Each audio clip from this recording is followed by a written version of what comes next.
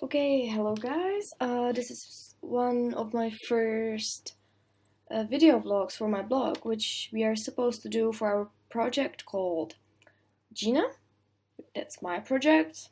Others are some other project, and we've been pitched down this project by film and TV students, and I am helping to make costumes for their production. So, Gina is about two girls. You probably read my blog and you know what it is sort of about. It's about the two girls which are depressed. It's about mainly the character called Gina, and I've done the sketches for her bedroom slash bathroom scene. And that means I wanted to sort of explain how I perceive her character, explain how that led me do my sketches, which are these. Whoops, probably I should put this down. So, so these sketches, I'm gonna put them down underneath the video vlog so you can have a closer look, much more probably nicer and neater one. So let's get started. Okay.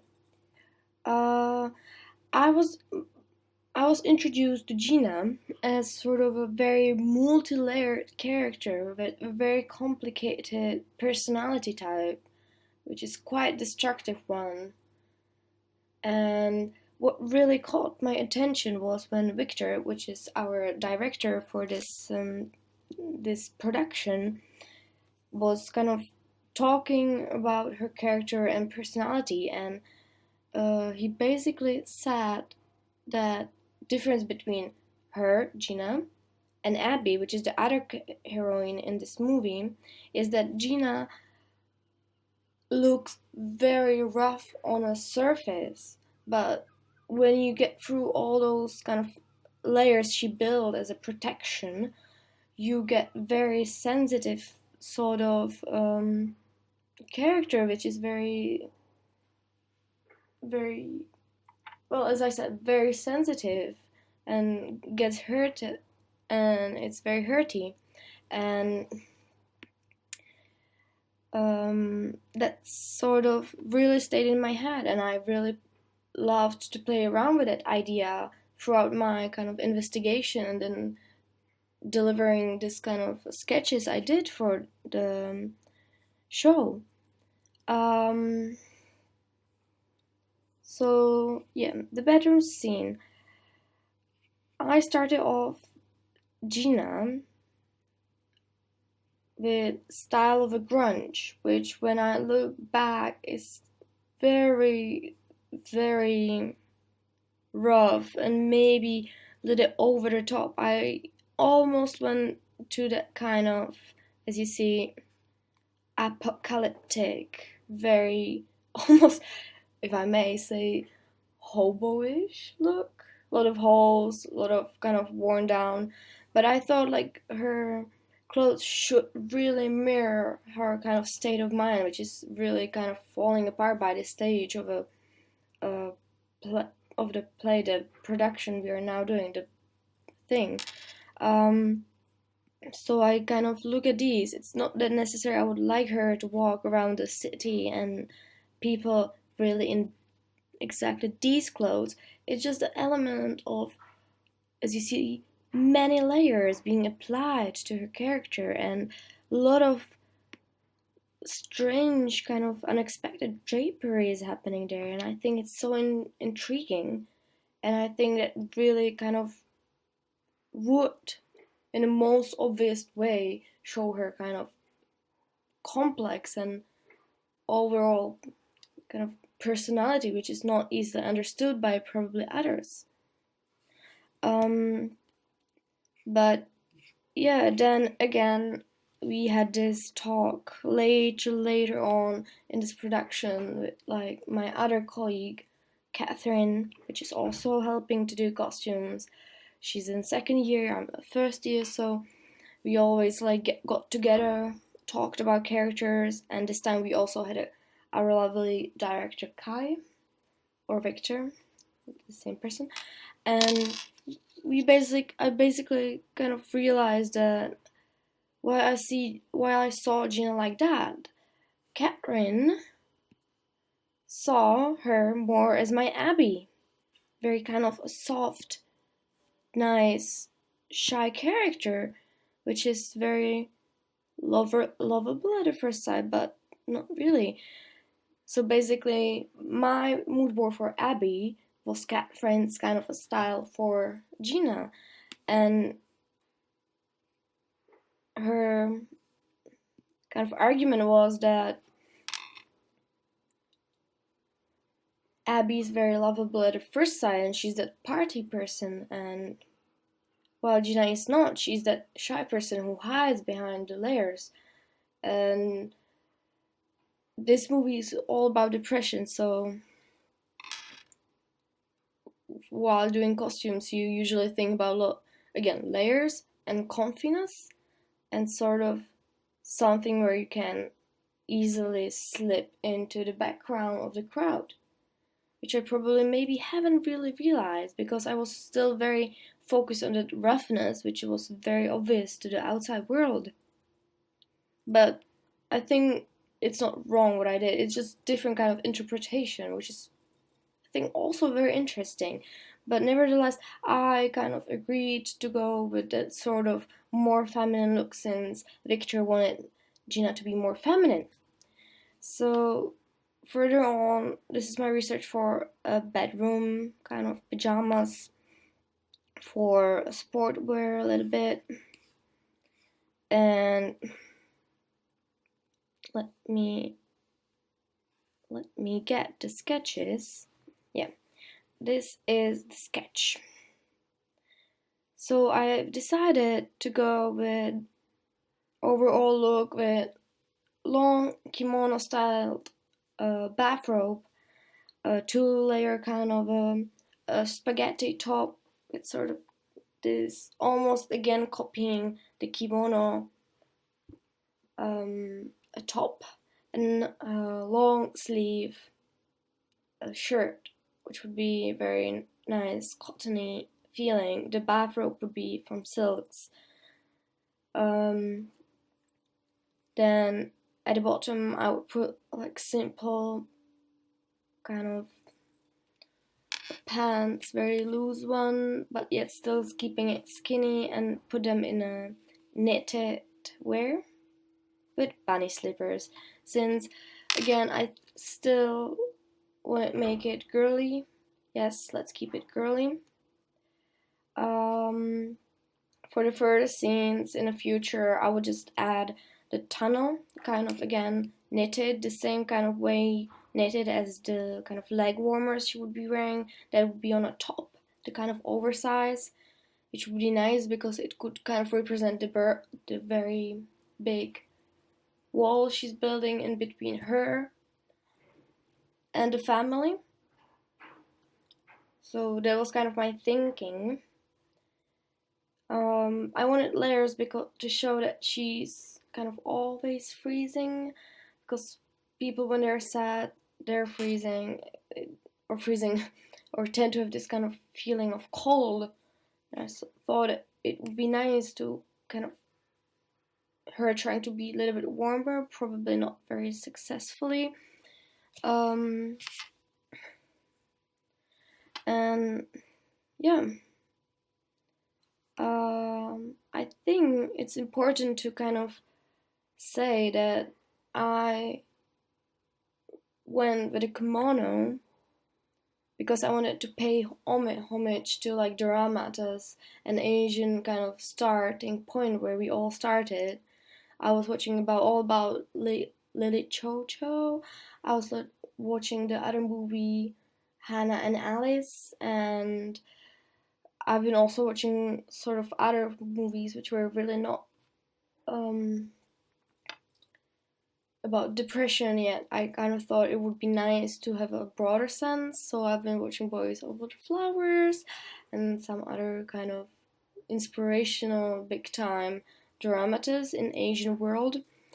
Um, and I thought it would be very nice to have that sort of Eastern Oriental thing, since it also I think it really shows well her very sensitive and different and artistic nature really well. Yeah. So I just went with that for that on Pinterest you can see the different kind of embroidery I would love to see on Gina's kind of kimono, especially the body part, which would be from satin, which is I kind of got around and tried to get a fabric sections and textiles, which could be nice. So that's kind of this fabric, very nice, very cold again, because there's this contradictory behavior in Gina where she wants to sort of end this life, but from the, the script we received, it wasn't really, for me at least, very obvious that she was really persuaded about her death. So again, contradiction behavior, trying to keep her warm by leg warmers and layers, but at the same time the layers are very cold, like the satin, which doesn't really gives you much warmth. So yeah. Um, then the sleeves and the kind of a long tail, which would be transparent, to kind of give her, when she would move around, if there would be such a scene and director would fancy that, to kind of move around her in a kind of Edric way, since I have feeling that her character is very very artsy in a way and very misunderstood probably in this world. So it would be very nice to kind of have this sort of fabric. I think that's very nice polyester kind of textile and very sheer one. I really like that. So yeah, that body, the rest, sleeves, and the kind of a till the feet long part. It would be that. Yeah. Again, I went with this to see that there are much more layers for her characters than we could actually see, but they're still there. Oh yeah, I almost forgot. For the embroidery, which I kind of wanted them to be sakura flowers, I went with sakura flowers in particular because I don't know if that's the case in Dramatis, and I assume it is since it's very the same kind of way of psyche. But if a heroine is seen with the symbolism of sakura, which is a Japanese cherry tree, it means few things. First of all, if it is seen in the first few episodes walking around the sakura trees, it represents most likely the character is going to die, which in here is very most likely happening in the future. So it's kind of a pre hinting what might happen. And second, sakuras are kind of a symbolism of like blooming love, which here, yay, is also the story about love in between two girls and the understanding and finding the understanding. So I think sakura leaves represent her future kind of way where she wants to go, and fragile kind of love which is gonna bud very soon in between her and Abby. So I thought it would be very kind of very nice, very subtle deal which not really a lot of people would get unless they're into that kind of Asian dramas, anime, manga, different kind of stylizations of other film and TV productions in Asia. But it made me happy, and this knowledge I think is very important. Also, again, this is more of a styling thing I kind of came up with, but like I want her kimono to be very obviously tied from right to left, because normal kimonos are worn other way around. The wrappers are like that, not like that. Um, it's very important to, yeah, it's written up there in my kind of sheet I did for it.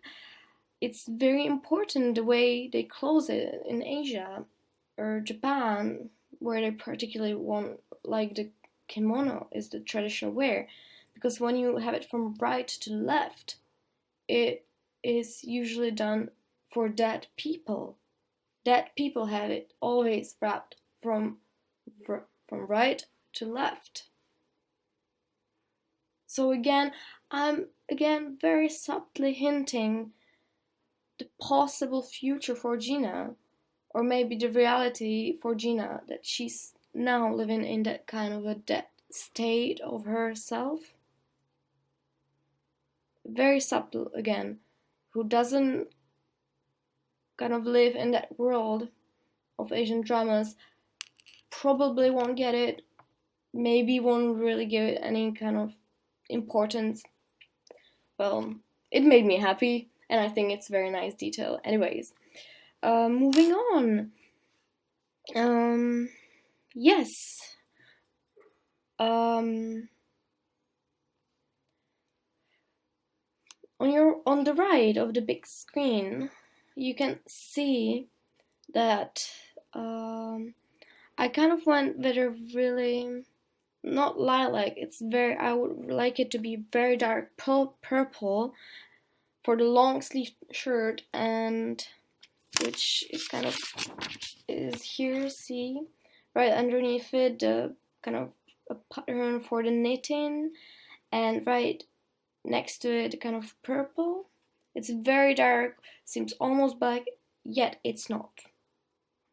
Dark purple. Why I went with a dark purple, and again, this applies for sportwear, which you can see on your left here. Yeah, no, here. The shirt here directly corresponds to this shirt I found here. Amazing. Is because again sakura leaves are sort of a pinkish color, and again I'm going back to the fact that I was told by Kai that she looks very rough on the outside, but inside she's very vulnerable. Oh, sorry guys, and very soft person.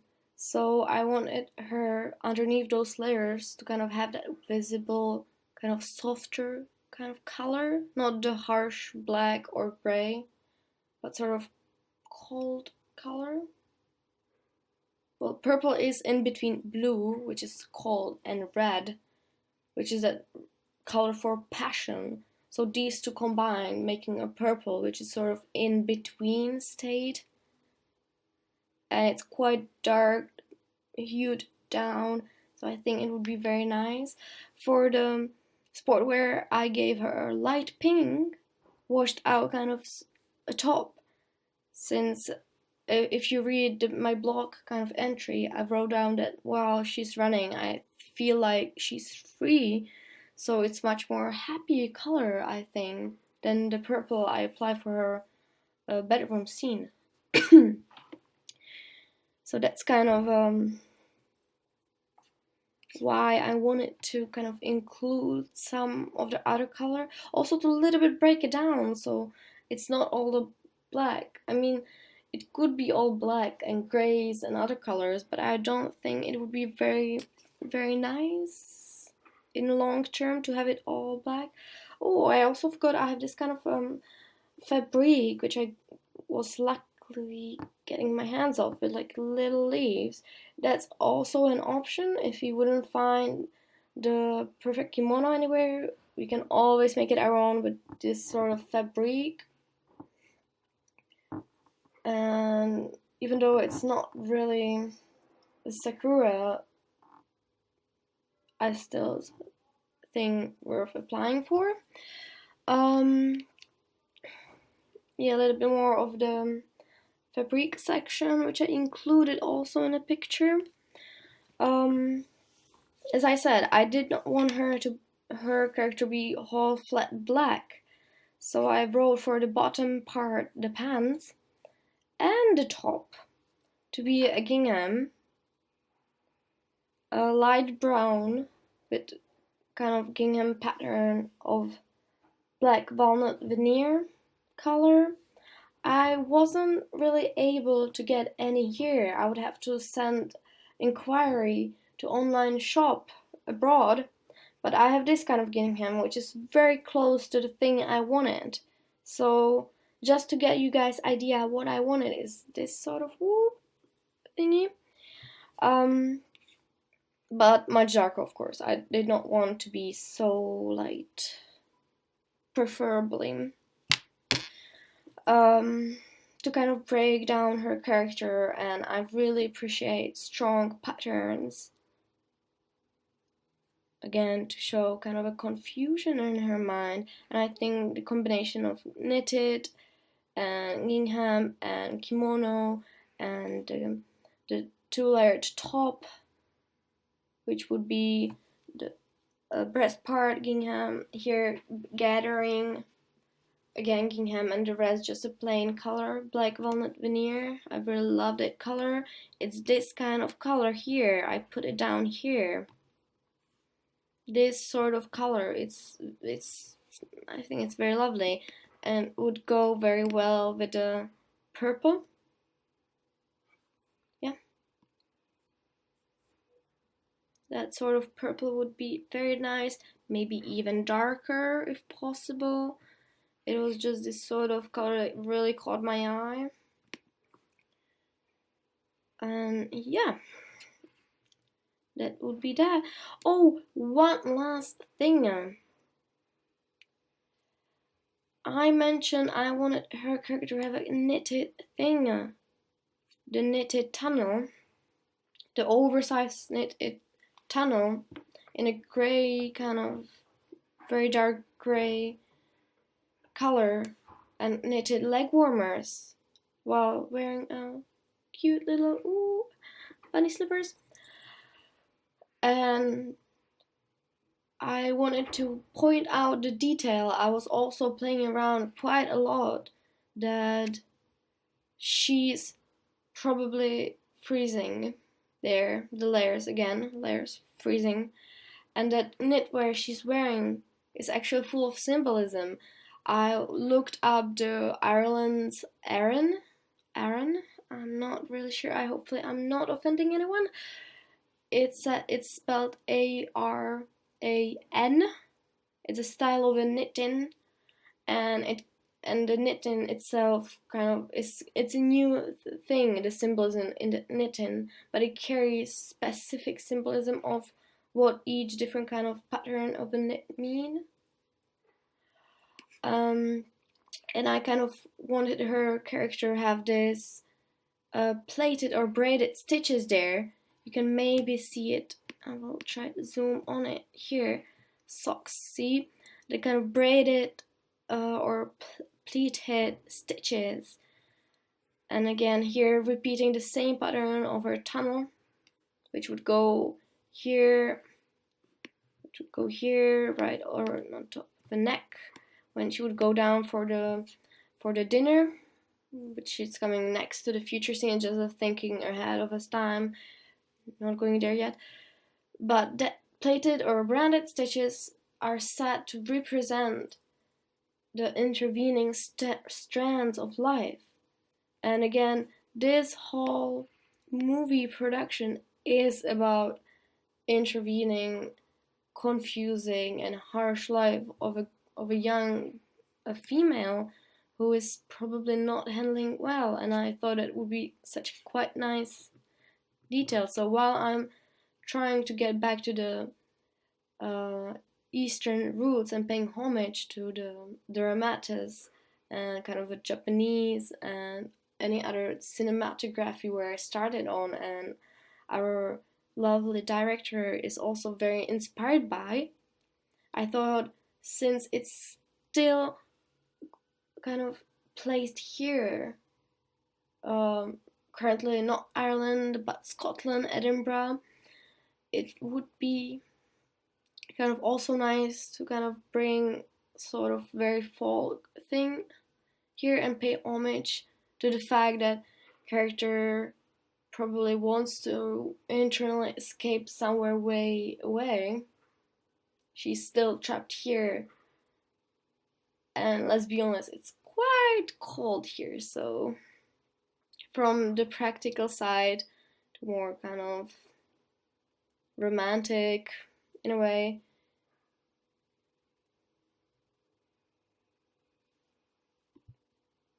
knitting, the knitted kind of elements pay homage to the fact she is here up north, staying here, and her life is, as I said, intervening strands of life.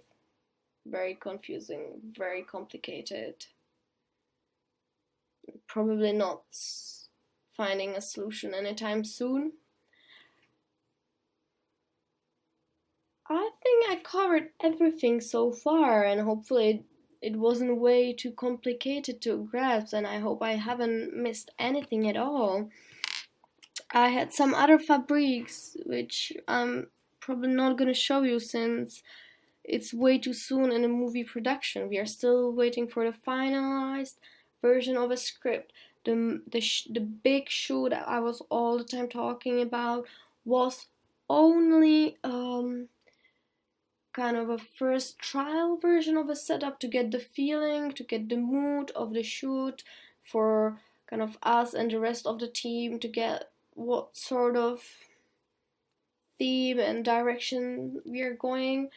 So while I will receive the real finalized version, I will do probably resketching, researching again to kind of get the real actual idea what everything is about. um, as I said, it's a black humor comedy in a way. A lot of black humor happening in between Abby and Gina and in their personal life. So the subtle hints to death are just only furthermore kind of catching on that kind of black humor and foretelling of what might come. I did the same with sportswear. I explained it in my previous blog entry, saying that I want kind of a tiny inscription. I know it's not very welcome in a movie production to have advertising scenes, but just for the joke, it would be very, very lovely, more in a morbid way, to have it, to die for exercise and just do it. Ow. I don't know, probably most people won't even notice these things, but I think it's very lovely details that really do make up the thing. So yeah, that's it for now. The lovely sketches for Gina. For Abby, that's also what I wanted to mention. Last thing, then I'm done. I will shut up. You will have your rest. For Abby, I did not go with any kind of applaud of Abby character, but that's purely for practical reasons, because we've been told that we are gonna shoot the scene only with Gina and to really focus on Gina and do the most for the Gina. So I agreed with director, since he's the big guy here. It's true, that's true. And went with kind of his wish to really focus on her character.